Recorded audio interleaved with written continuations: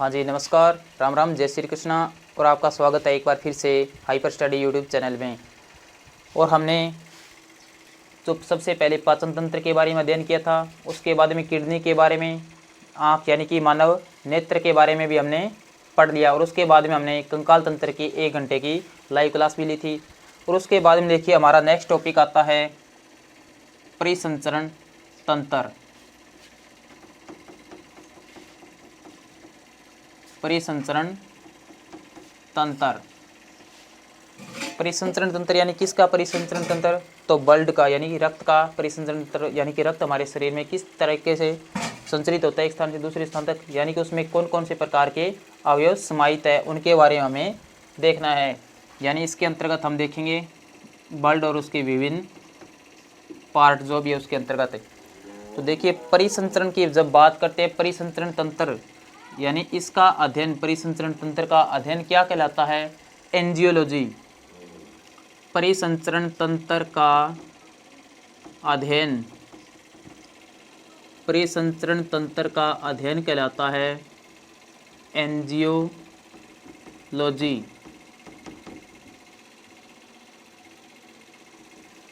यानी एंजियोलॉजी जो शाखा उसमें किसका अध्ययन करेंगे हम?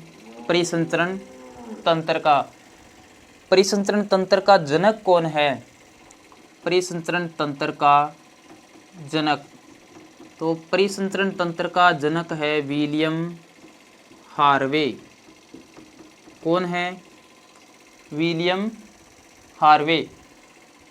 अब देखिए परिसंचरण के हम भाग की यदि बात करें कि परिसंचरण तंत्र किस प्रकार का है, तो इसके 2 टाइप्स हम देखते हैं। पहला प्रकार का खुला परिसंचरण तंत्र और दूसरा बंद परिसंचरण तंत्र। बंद या फिर इसे बोलते हैं दोहरा परिसंचरण तंत्र भी। यानी एक तो कौन है? खुला परिसंचरण तंत्र, और एक है बंद या फिर दोहरा परिसंचरण तंत्र।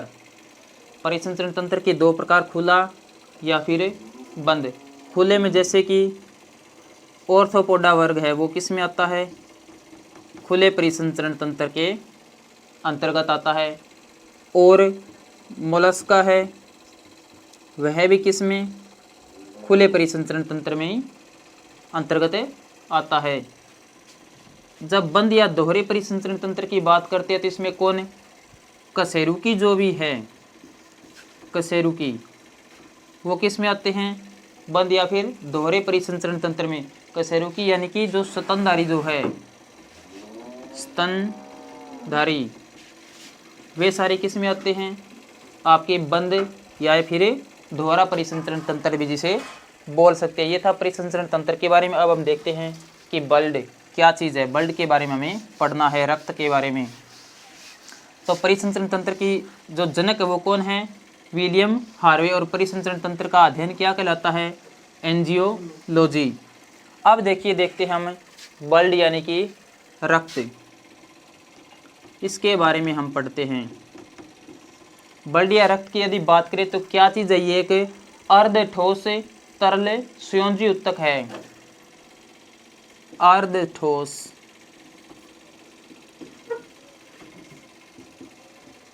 तरल संयोजी उत्तक। पूछा जा सकता है कि रक्त या फिर ब्लड क्या चीज़ है, किस प्रकार का संघटक है? तो अर्ध ठोस तरल संयोजी उत्तक है। और ये कैसा विलयन होता है?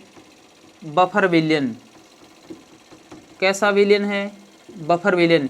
ये बफर विलयन का मतलब होता है ऐसा विलयन जो अपने में पीएच मान का क्या करेगा?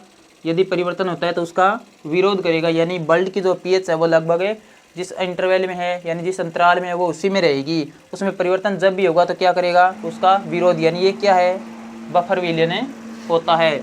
किसका? कार्बोनिल का। कार्बोनिल बफर विलयन है, कार्बोनिल बफर। यानी रक्त क्या है? अर्ध ठोस तरल संयोजी उत्तक। बफर विलयन है कार्बोनिल बफर। पीएच मान कितना? 7.4 4 और 7.4 का मतलब हो गया लगभग ये क्या होगा फिर हल्का क्षारीय, हल्का क्षारीय। उसके बाद में देखिए बफर विलेन आपको बता ही दिया क्या होगा, जो अपने में पीएच मान के परिवर्तन का क्या करेगा, विरोध।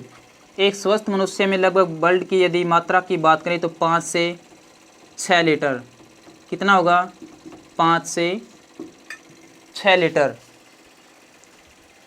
5 से 6 लीटर में यानी लगभग शरीर के भार का कितना, शरीर के भार का लगभग 7 से 11%, शरीर के भार का कितना होगा, लगभग 7 से 11% भाग कौन होता है, उस व्यक्ति का रक्त होगा, ब्लड। महिलाओं में पुरुषों की तुलना में रक्त की मात्रा लगभग कुछ न कुछ मात्रा में कम होता है, लगभग आधा लीटर के आसपास क्या होता है, कम। नाम कपिल बोलो। हाँ ठीक है, महिला में रक्त क्या होगा, ठीक है, पता एकदम पता है। पुरुष की तुलना में हाँ लगभग आधा लीटर कम है, लगभग आधा लीटर कम होता है, लगभग आधा लीटर कम। और देखिए ब्लड निर्माण की यदि प्रक्रिया की बात करते हैं, जो ब्लड है उसके निर्माण की प्रक्रिया क्या कहलाती है, हीमोपोइसिस। ब्लड के निर्माण की प्रक्रिया क्या कहलाएगी, हीमोपोइसिस। ब्लड निर्माण की यानी रक्त के निर्माण की प्रक्रिया कहलाती है हीमोपोइसिस। और ब्लड का अध्ययन जिसमें करते हैं उसको बोलते हैं हेमेटोलॉजी। क्या बोलते हैं, हेमेटोलॉजी। यानी इसका अध्ययन जिस शाखा में किया जाता है, अध्ययन इसका क्या कहलाता है, इसका अध्ययन कहलाता है हेमेटोलॉजी, हेमेटोलॉजी।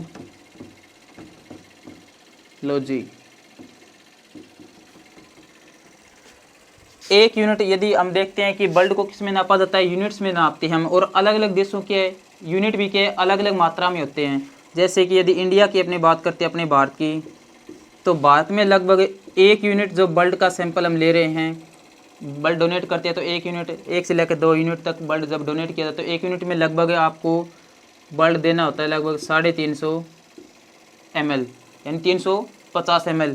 और यही मात्रा जब आप कहाँ पे USA वगैरह में जाते हैं ना, अमेरिका में यदि आप जा रहे हैं तो वहाँ पर लगभग इसी 1 यूनिट को कितना माना जाता है, 420 ml के आसपास।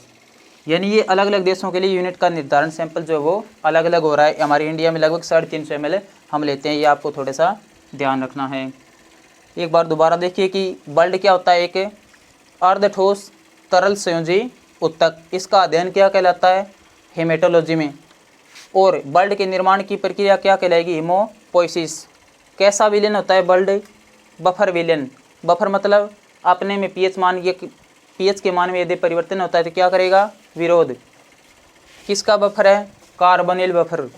पीएच मान लगभग 7.4 यानी कि हल्का क्षारीय। लगभग स्वस्थ मनुष्य में 5 से 6 लीटर तक ब्लड पाया जाता है। शरीर के भार का लगभग 7 से 11% भाग होता है। महिलाओं में लगभग आधा लीटर ब्लड की मात्रा पुरुषों की तुलना में क्या होती है, कम होती है। 1 यूनिट में लगभग 350 ml ब्लड माना जाता है। और देखिए यदि जब हम देखते हैं कि ब्लड जब डोनेट कर रहा है व्यक्ति, तो डोनेट करने के बाद में उसको किस तरीके से तापमान में रखा जाता है कि वो ब्लड क्या रहे, सुरक्षित। उसमें कुछ न कुछ मात्रा में क्या करते हैं, बाह्य रासायनिक पदार्थ मिलाकर उसको सुरक्षित रखा जाता है। ऐसे ही तो ब्लड रहेगा नहीं, उसका क्या बन जाएगा, थक्का बन जाएगा, तो फिर वो किसी काम का ही नहीं है। यानी उसमें कुछ रासायनिक पदार्थों का मिश्रण करने के बाद में उसको लगभग जो टेम्परेचर जो दिया जाता है, जो डोनेट वाला ब्लड होता है उसको लगभग 4.4 डिग्री सेंटीग्रेड या फिर लगभग फ़ारेनहाइट में बात करें तो 40 डिग्री फ़ारेनहाइट के आसपास हम क्या करते हैं, उसको सुरक्षित रहते हैं। ब्लड बैंक में जब हम इसको डोनेट कर देते हैं, ब्लड बैंक में ब्लड को कितना, लगभग 4.4 डिग्री सेंटीग्रेड या फिर यदि फ़ारेनहाइट में बात करें तो लगभग 40 डिग्री फ़ारेनहाइट, इसके आसपास क्या करते हैं, इतने तापमान पर इसको रखते हैं तो क्या होता है, इसमें रक्त का थक्का नहीं जमता। और ब्लड बैंक में क्या करते हैं, इस ब्लड को जमने से रोकने के लिए क्या मिलाया जाता है इसमें, सोडियम सिट्रेट या फिर कैल्शियम ऑक्जुलेट या फिर EDTA जैसे बोलते हैं, एथिलीन डाइमीन टेट्रा एसीटेट, वो मिलाया जाता है। यानी कि इस ब्लड बैंक में जब ब्लड को रखते हैं तो ऐसे ही रखेंगे तो क्या हो जाएगा, ये थक्का जम जाएगा इसका, तो फिर ब्लड किसी व्यक्ति को हम दूसरे को लगाने, उसके शरीर में मतलब संचारित करने के लिए हमारे लिए उपलब्धता नहीं बचेगी फिर इसकी। तो इसको रोकने के लिए, यानी इसको जमने से रोकने के लिए क्या करेंगे, हमें इसमें सोडियम सिट्रेट क्या मिलाते हैं, सोडियम सिट्रेट, या तो सोडियम सिट्रेट मिलाएंगे या क्या मिलाएंगे, calcium oxalate, calcium oxalate, calcium oxalate, या क्या मिला सकते हैं, EDTA, EDTA का पूरा नाम क्या है, एथिलीन डाइएमीन टेट्रा एसीटेट, या फिर क्या मिला सकते हैं, EDTA, ethylene diamine tetra acetate. यानी कि जब कोई व्यक्ति ब्लड डोनेट करता है तो उसको ब्लड बैंक में कितने डिग्री तापमान, 4.4 डिग्री सेंटीग्रेड, या फिर फ़ारेनहाइट में बात करें तो 40 डिग्री फ़ारेनहाइट में रखा जाता है। संरक्षित करने के लिए उसमें क्या मिलाया जाता है, सोडियम सिट्रेट, कैल्शियम ऑक्जुलेट या फिर EDTA यानी एथिलीन डाइएमीन। आगे देखिए हम बात करते हैं कि ब्लड की आंतरिक संरचना में कि ब्लड में पाया क्या जा रहा है। ये तो थी ब्लड के बारे में नॉर्मल बात।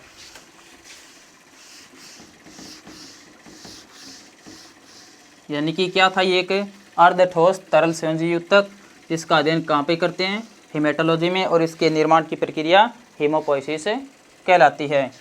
अब ब्लड को यदि विभाजित करें तो ब्लड में क्या पाया जाएगा, इसको हम दो तरीके से जान सकते हैं। पहला तो क्या होता है इसमें प्लाज्मा, और एक क्या होती है इसमें रक्त कणिकाएँ पाई जाती है। एक तो पाया जाता है प्लाज्मा, लगभग कितना 55% भाग किसका होता है, प्लाज्मा का ही होता है। और रक्त कणिका, दूसरा भाग क्या पाया जाएगा, रक्त कणिका का, लगभग 45% भाग किसका होता है, रक्त कणिका का। प्लाज्मा के अंदर जाएं तो प्लाज्मा में क्या होगा, फिर लगभग 90 से 92% भाग तो किसका होता है, वाटर होता है, यानी कि पानी का। और 1 से लेकर लगभग, या फिर मान लीजिए कि कितना बच गया, फिर ये 8 से लेकर 10% के आसपास क्या पाया जाएगा, इसमें प्रोटीन पाई जाती है। क्या चीज़ है, प्रोटीन। ये थी प्लाज्मा के अंदर क्या पाया जाएगा, कितना, लगभग 90 से 92% तक पानी और 8 से 10% तक प्रोटीन। पूरा प्लाज्मा ब्लड में लगभग कितना 55%, यानी प्लाज्मा का भाग इसमें ब्लड में ज़्यादा होता है। और रक्त कणिकाओं की जब बात करते हैं तो आपको पता ही होगा, एक कौन सी होती है, RBC, एक WBC, और होती है हमारे प्लेटलेट्स। 3 प्रकार की रक्त कणिकाएं हमारे पास में हो गई। इस प्रोटीन को भी यदि हम आगे देखना चाहें कि इस प्रोटीन में क्या होगा, ये प्रोटीन किस प्रकार की बनी हुई है, ये फाइब्रिन, ग्लोबुमिन और एल्बुमिन से बनी हुई है। यानी यदि इस प्रोटीन को आगे हम देखना चाहें, एक तो कौन है, फाइब्रिन, एक ग्लोबुमिन, फाइब्रिन, ग्लोबुमिन और एल्बुमिन, इससे ये प्रोटीन बनी हुई है। फाइब्रिन का कार्य क्या है, यह क्या करती है, रक्त को थक्का बनाने का कार्य किसके द्वारा किया जाता है, फाइब्रिन के द्वारा। यानी इसका तो क्या कार्य है, रक्त का थक्का बनाना, ये है फाइब्रिन का कार्य। ग्लोबुमिन का कार्य होता है प्रतिरक्षा तंत्र का विकास करना, हम कहते हैं ना इम्यूनो सिस्टम को डेवलप करना, तो ये क्या है, ग्लोबुमिन करती है प्रतिरक्षा तंत्र का विकास, प्रतिरक्षा तंत्र का विकास। और एल्बुमिन का कार्य होता है प्रासरणीय क्रियाएं जो भी हो रही है उनका क्या करना, नियंत्रण करना। उनका कंट्रोल किसके द्वारा किया जाता है, एल्बुमिन के द्वारा। शरीर की विभिन्न प्रासरणीय जो क्रियाएं हैं, प्रासरणीय क्रियाओं पर नियंत्रण किसके द्वारा, एल्बुमिन। प्रासरणीय क्रियाओं पर नियंत्रण किया जाता है एल्बुमिन के द्वारा, प्रासरणीय क्रियाओं पर नियंत्रण। ये हमारा ब्लड के बारे में थोड़ा सा विभाजन कि इसमें प्लाज्मा के रूप में 55% प्लाज्मा और रक्त कणिका 45%। प्लाज्मा में 90 से 92% तक पानी, 8 से 10% तक प्रोटीन। रक्त कणिकाओं की जब बात करें तो 3 प्रकार की रक्त कणिका, आरबीसी, डब्ल्यूबीसी और प्लेटलेट्स। ये जो 8 से लेकर 10% तक प्रोटीन जो इस प्लाज्मा में पाई जा रही है, इसमें फाइब्रिन, ग्लोबुमिन और एल्बुमिन पाया जा रहा है। फाइब्रिन का कार्य क्या हुआ, उसमें रक्त को थक्का बनाने का कार्य। जैसे ही हमारे किसी ऊतक में क्या हो जाता है, कटवट लग जाए तो क्या होगा, फिर वहाँ पर रक्त का थक्का बनना जरूरी हो जाता है। तो ये किसके द्वारा कार्य किया जाएगा, फाइब्रिन के द्वारा। दूसरा ग्लोबुमिन, और ग्लोबुमिन का क्या कार्य, प्रतिरक्षा तंत्र को विकसित करना, उसका डेवलपमेंट। और एल्बुमिन का कार्य होता है रक्त, हमारे शरीर में होने वाली विभिन्न प्रासरणीय क्रियाएं जो कोशिका में हो रही है उनमें क्या करता है, क्रियाओं पर नियंत्रण रखने का कार्य किसके द्वारा, एल्बुमिन के द्वारा। अब हम आरबीसी वगैरह इनके बारे में देखते हैं आगे। ये जो आरबीसी, डब्ल्यूबीसी जो आपको बताई है रक्त कणिकाओं के बारे में, उनके बारे में देखते हैं।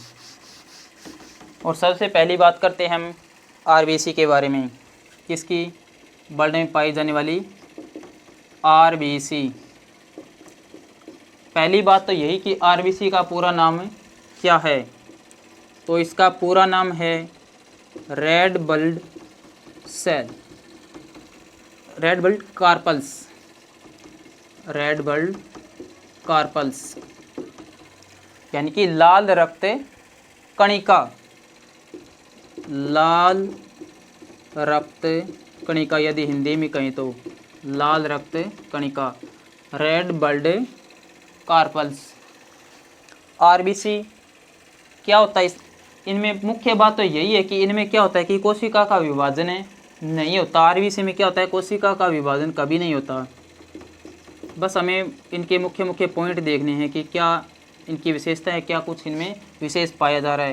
तो इनमें कोशिका का विभाजन नहीं, कोशिका का विभाजन आरबीसी में कभी भी नहीं होता। इंपॉर्टेंट बात है, याद रखने वाली। और आगे इसमें यदि बात करें तो इसका एक अन्य नाम भी है, क्या बोलते हैं इनको, इरिथ्रोसाइट्स भी कहते हैं।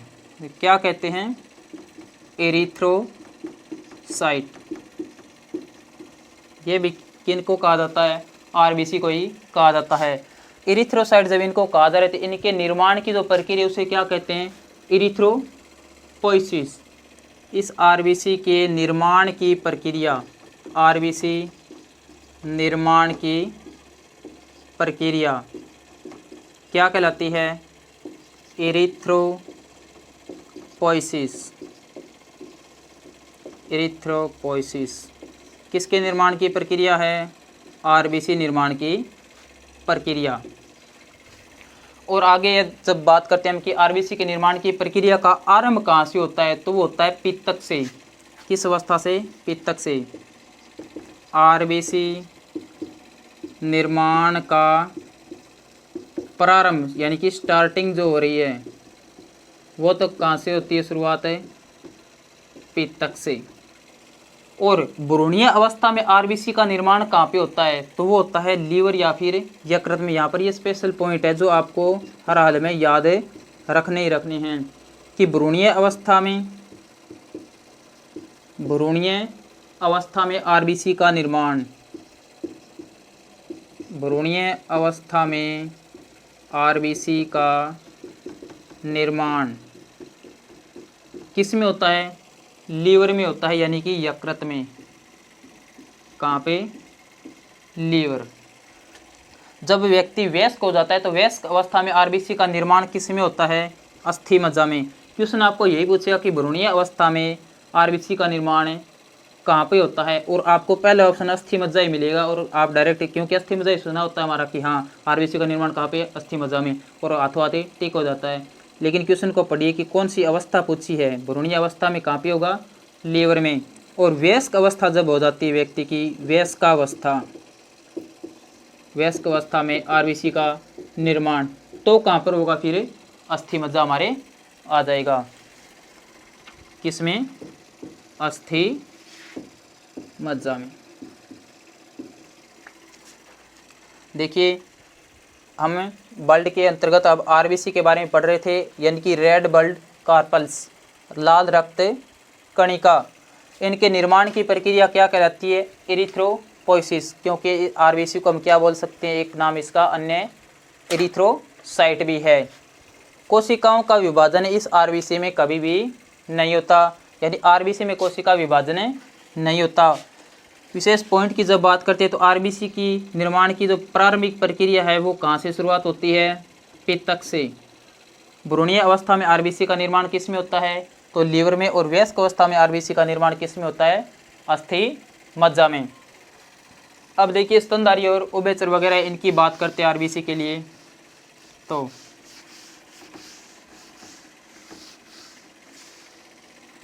जैसे कि सबसे पहले स्तनधारी की बात करें, स्तनधारियों में क्या होता है, आरबीसी केंद्रक विहीन होती है, यानी आरबीसी में क्या होता है, केंद्रक नहीं पाया जाता। स्तनधारियों की आरबीसी में केंद्रक नहीं पाया जाता, यानी कि केंद्रक विहीन है, याद रखने वाली बात। लेकिन इसके अपवाद भी हैं, जैसे कि ऊँट वगैरह है, उनमें क्या होता है कि केंद्र के पाया जाता है। इसका यहाँ पे अपवाद है, ऊँट, उनकी आरबीसी में क्या होता है, केंद्र के पाया जाता है। आरबीसी के आकार की जब बात करते थे, यहाँ पे इसका आरबीसी का स्तनधारी में आकार होता है उभया अवतल, बाइकॉन्वेक्स, क्या बाइकॉन्केव, क्या होता है, बाइकॉन्केव, यानी उभया अवतल।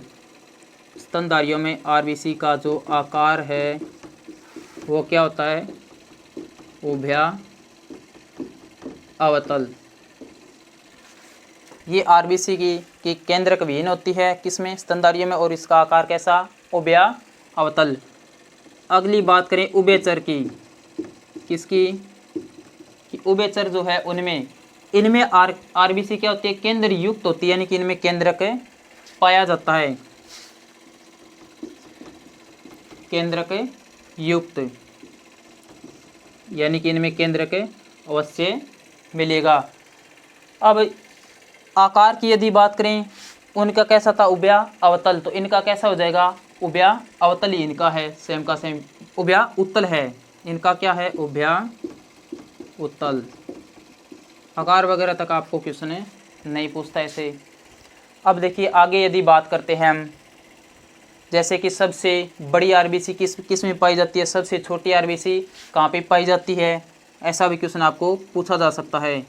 तो सबसे बड़ी आरबीसी, इम्पोर्टेंट फैक्ट है, सबसे बड़ी आरबीसी पाई जाती है मेंढक में, जो कि कैसा होता है, उभयचर होता है। किस में पाई जाएगी, मेंढक में। सबसे बड़ी आरबीसी किस में पाई जाती है, मेंढक में। और सबसे छोटी आरबीसी किस में पाई जाती है, कस्तूरी मृग जो होता है ना, उसमें क्या पाई जाती है, सबसे छोटी। तो सबसे छोटी आरबीसी किस में पाई जाएगी, कस्तूरी मृग, इसमें पाई जाती है सबसे छोटी आरबीसी। आरबीसी की यदि हम संख्या की बात करते हैं, जैसे कि व्यक्ति है और एक महिला है, यानी आदमी और औरत, उनकी यदि बात करें, उनमें थोड़ा बहुत संख्या में अंतर पाया जाता है। आरबीसी की संख्या की जब बात करते हैं तो ये कुछ स्तनधारी और उभयचर वगैरह में हमने जाना इनके आकार के बारे में, और इनके कि केंद्र की संरचना इनमें पाई जाए या नहीं पाई जाए। जब पुरुष की बात करते हैं, चल क्या रहा है, आरबीसी की संख्या पुरुषों में लगभग होती है 50 से 55 लाख प्रति घन, घन का मतलब आयतन में जो पाई जा रही है, लगभग 50 से 55 लाख प्रति घन, और महिला में लगभग हमें मिलती है 45 से 50 लाख, यानी कुछ न कुछ मात्रा में कम संख्या है इनकी। 45 से 50 लाख प्रति घन महिला में और 50 से 55 लाख प्रति घन पुरुषों में आरबीसी की संख्या मिलती है। आरबीसी का जीवन काल आप सभी को पता ही है, कितने दिन होता है? 120 दिन, यानी 120 दिन के बाद में जो पुरानी है वो क्या हो जाती है? डेड हो जाती है और नई का निर्माण होता है। पुरानी का जो पलिया होती है वहाँ पे क्या हो जाता है? संग्रहण हो जाता है, जिसको हम आगे पढ़ेंगे। यानी आरबीसी का जीवन काल लगभग कितना होता है? 120 दिन। कोई व्यक्ति मान लीजिए कि कहाँ पे रह रहा है? नॉर्मल धरातल पे रह रहा है, और जब यह कहाँ पे जाएगा? किसी ऊंचाई वाले पहाड़ पे जाता है, किसी ऊंचाई वाले पहाड़ की ओर जाएगा तो क्या होगा बताइए? यहाँ पे तो क्या होता है? वायु का घनत्व सबसे ज़्यादा होता है, क्योंकि घनी वायु होती है, इसके कारण यहाँ पे घनत्व वायु का क्या होता है? ज़्यादा। और ऊपर जाएगा तो क्या हो जाएगा? कम। यहाँ पे क्या होता है? कम। यानी कि यहाँ पे यदि प्रेशर की बात करें, दाब भी क्या होगा फिर? ज़्यादा। और यहाँ पे प्रेशर जो वायुमंडलीय दाब जो है वो क्या हो जाएगा? कम। जब ज़्यादा वायुमंडलीय दाब से कम वायुमंडलीय दाब की ओर जा रहा है तो उसको संतुलित रखने के लिए आरबीसी की संख्या क्या हो जाती है? बढ़ जाती है। यानी जब वायुमंडलीय दाब कम हो जाएगा, व्यक्ति ऐसे स्थान में जा रहा है जहाँ पे बाह्य वायुमंडलीय जो दाब है वो क्या हो जाता है? कम है। तो आरबीसी की संख्या में क्या परिवर्तन होता है? आरबीसी की संख्या कितनी बढ़ जाती है? आरबीसी की संख्या क्या होगी? बढ़ गई। ये बात हमें को याद रखनी पड़ेगी, क्योंकि ये बहुत बार क्वेश्चन पूछा जा सकता है। और आरबीसी की संख्या बढ़ जाती है, और इसको कहते क्या है? हमें पॉलीसाइथीनिया। जब आरबीसी की संख्या बढ़ जाती है तो इसी को हम क्या कहते हैं? पॉलीसाइथीनिया। आपको क्वेश्चन ऐसे भी दे सकते हैं कि पॉलीसाइथीनिया में हमारे पास में निम्न प्रकार की प्रक्रिया घटित होती है कि कम वायुमंडलीय दाब की तरफ जाने पर आरबीसी की संख्या में बढ़ोतरी होती है, कमी होती है, या आरबीसी की संख्या वही रहती है, या फिर इनमें से कोई नहीं। तो क्या लिखना है आपको? आरबीसी की संख्या बढ़ जाएगी। जैसे ही वायुमंडलीय दाब घट जाता है तो आरबीसी की संख्या बढ़ जाती है। आगे देखिए कि आरबीसी की कमी से आपको पता है कि कैसा रोग हो जाता है। आरबीसी की जब कमी हो जाती है शरीर में तो एनीमिया रोग हो जाता है। आरबीसी की क्या हो जाए? शरीर में कमी, और इसकी कमी से क्या हो जाएगा? एनीमिया रोग हो जाता है। एनीमिया रोग हो जाएगा। और एनीमिया की यदि बात करें तो ये भी कुछ अलग अलग प्रकार का हमारे पास में होता है। जैसे कि एनीमिया के बारे में हम थोड़ा सा देख लेते हैं कि कितने प्रकार का है।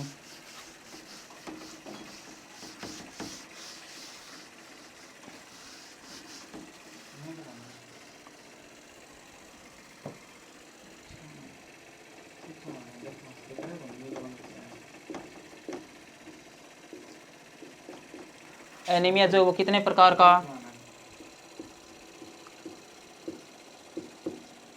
4 प्रकार का। सामान्य anaemia, number 2 microcytic anaemia, microcytic anaemia. Number 3 pernicious anaemia, pernicious anaemia. और नंबर 4 है सिकल सेल एनीमिया, और यही इम्पोर्टेंट है लास्ट वाला ही, सिकल सेल एनीमिया। सामान्य एनीमिया में हम देखते हैं कि लगभग किसकी कमी हो जाती है? Fe+2 तत्व की, यानी कि आयरन की कमी हो जाती है। Fe+2 की क्या हो जाएगी? शरीर में कमी से कौन सा साधारण जो एनीमिया है वो हो जाती है, यानी कि ब्लड की कमी से जो होता है वो कौन सा होता है? सामान्य एनीमिया। यानी इसमें क्या हो जाता है? ब्लड की कमी। माइक्रोसाइटिक एनीमिया की यदि बात करें तो ये होता है विटामिन बी जो है उनमें, जैसे कि विटामिन B6 या फिर B9 है, उनकी जब कमी हो जाती है शरीर में तो कौन सा हो जाता है फिर माइक्रोसाइटिक एनीमिया। यानी B6 और B9 की जब शरीर में क्या हो जाए कमी, तो कौन सा माइक्रोसाइटिक एनीमिया। पर्नीशियस एनीमिया की यदि बात करते हैं तो ये होता है विटामिन B12 की कमी से, विटामिन B12 की कमी से कौन सा पर्नीशियस एनीमिया। और सिकल सेल एनीमिया ये है एक आनुवंशिक रोग, और आनुवंशिक आप जानती हो एक पीढ़ी से अगली पीढ़ी में स्थानांतरित होने वाला, और इसी कारण ये इम्पोर्टेंट है जब क्वेश्चन पूछा जाता है। तो सिकल सेल एनीमिया कैसा रोग है, आनुवंशिक रोग। यानी इनमें क्या होता है कि जैसे कि हमारे जानते हैं कितने गुणसूत्र है, 46 गुणसूत्र होते हैं, और 46 में 44 गुणसूत्र कौन से होते हैं साधारण, और 2 गुणसूत्र कौन से होते हैं लिंग गुणसूत्र। यानी कि जो लिंग गुणसूत्र होता है उसमें हीमोग्लोबिन की जो बीटा श्रृंखला होती है ना, उस बीटा श्रृंखला में जो 6th एमिनो अम्ल का वाला जो अम्ल है उसमें ग्लूटामिन की जगह क्या आ जाता है वेलिन आ जाता है, और जिसके कारण ये रोग प्रभावी हो जाता है। और या फिर इसके अंतर्गत यदि बात करते हैं जो 44 गुणसूत्र है उनमें ऑटोसोम जो गुणसूत्र होता है 44 जो साधारण वाले, 46 में 44 जो बिना अलिंग गुणसूत्र जिसे हम बोलते हैं, उनमें ऑटोसोम गुणसूत्र में क्या हो जाता है, ऑटोसोम गुणसूत्र में उत्परिवर्तन हो जाता है। जैसे कि 46 गुणसूत्र हमारे पास में टोटल थे, उनमें 44 तो हमें पता है कौन से हैं अलिंग गुणसूत्र, और 2 क्या होते हैं लिंग गुणसूत्र। 44 अलिंग गुणसूत्र उनमें क्या होता है जो ऑटोसोम गुणसूत्र है उनमें उत्परिवर्तन, ऑटोसोम गुणसूत्र में उत्परिवर्तन, और 2 जो लिंग गुणसूत्र होते हैं उनमें क्या होता है हीमोग्लोबिन जो है इसकी बीटा श्रृंखला, हीमोग्लोबिन की बीटा श्रृंखला में क्या हो जाता है, बीटा श्रृंखला में जो 6 नंबर वाला एमिनो अम्ल होता है, कौन सा 6th एमिनो अम्ल, 6th एमिनो अम्ल, उसमें ग्लूटामिन जो होता है उसकी जगह क्या हो जाता है परिवर्तित होकर वेलिन आ जाता है। इसमें ग्लूटामिन की जगह कौन हो जाता है वेलिन। तो ये था हमारा सिकल सेल एनीमिया के बारे में थोड़ा सा, इसके बारे में हमें और भी देख लेते हैं सिकल सेल एनीमिया के अंतर्गत क्या होता है, क्योंकि इसमें क्वेश्चन भी पूछा जाता है हमें एक न्यूमेरिकल टाइप जो है।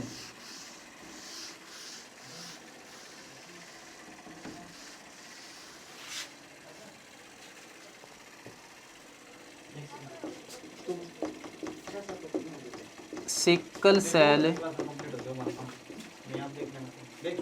एनीमिया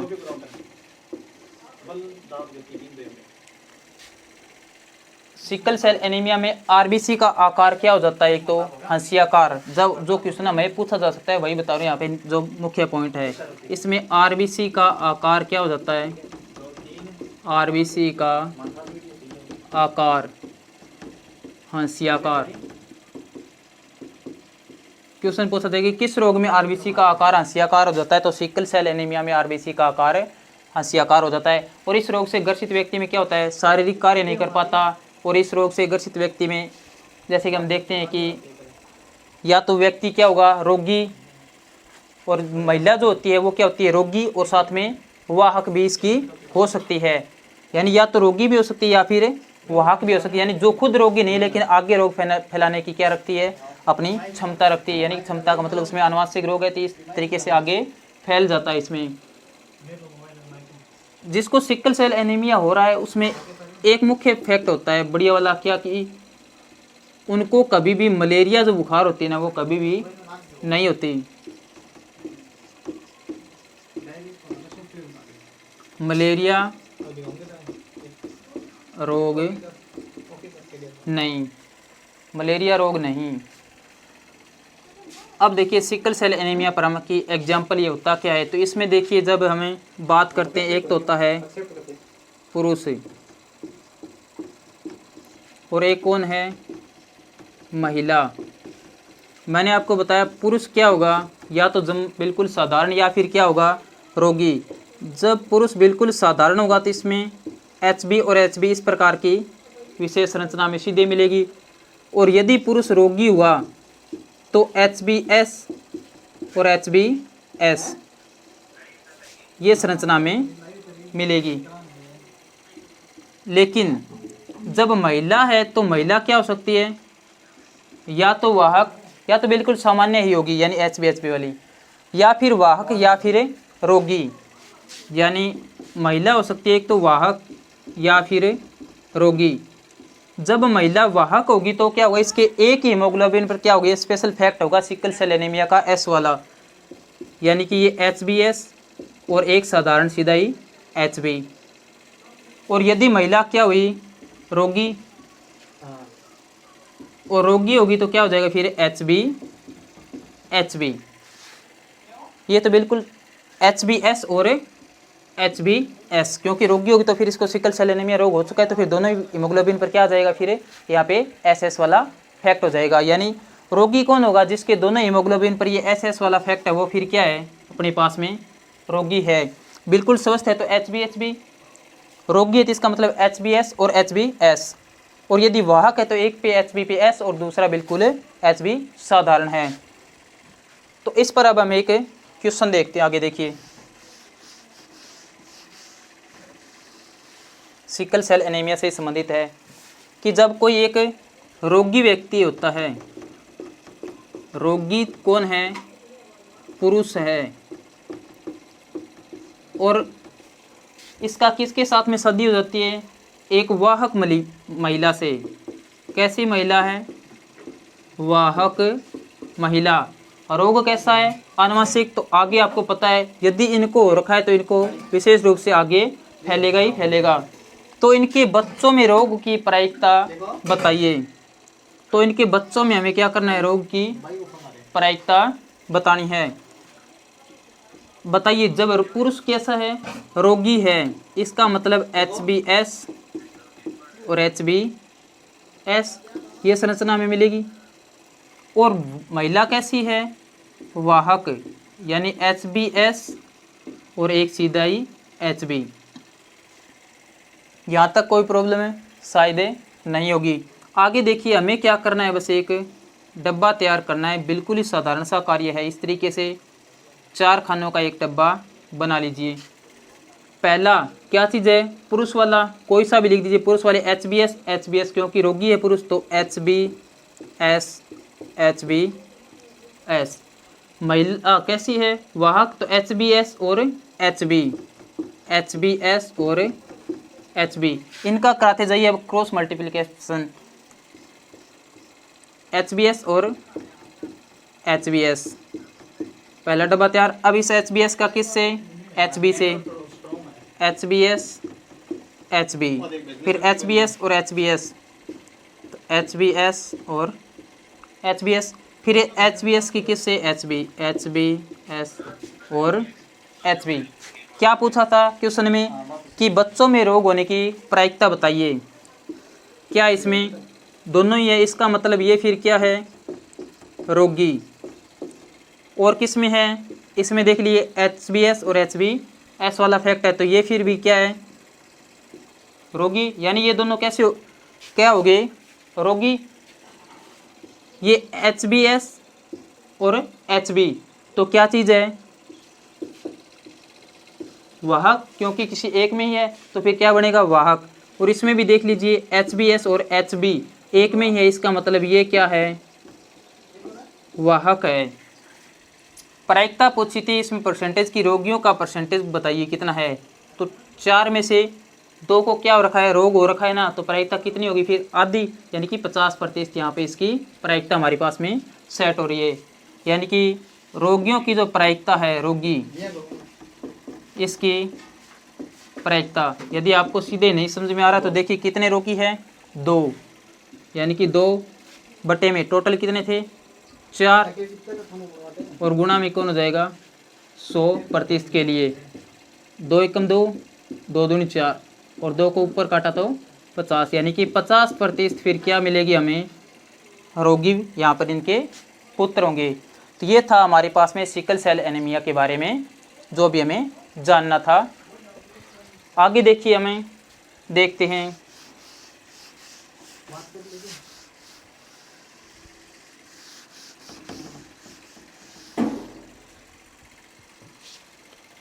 एक जान लेते हैं हमें हेमोलाइसिन के बारे में। हेमोलाइसिन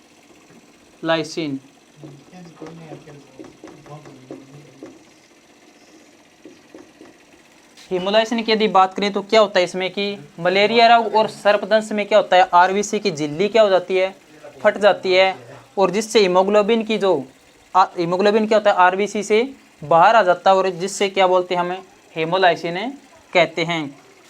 यानी इसमें क्या होता है, मलेरिया और या फिर क्या हो जाए, किसी व्यक्ति को जब सर्प वगैरह काट ले जाता है, सर्पदंश, इनमें क्या होता है व्यक्ति में कि आरबीसी जो है उसकी झिल्ली फट जाएगी, आरबीसी की झिल्ली में क्या हो जाएगा, विच्छेद हो जाएगा, आरबीसी की झिल्ली फट जाती है। और आरबीसी की झिल्ली जब फट जाएगी तो इस आरबीसी से क्या हो जाएगा, हीमोग्लोबिन जो है वो इस आरबीसी से बाहर निकल जाएगा। और आरबीसी से जब हीमोग्लोबिन बाहर निकल जाता है तो इस प्रक्रिया को हम क्या बोल रहे हैं, हेमोलाइसिन।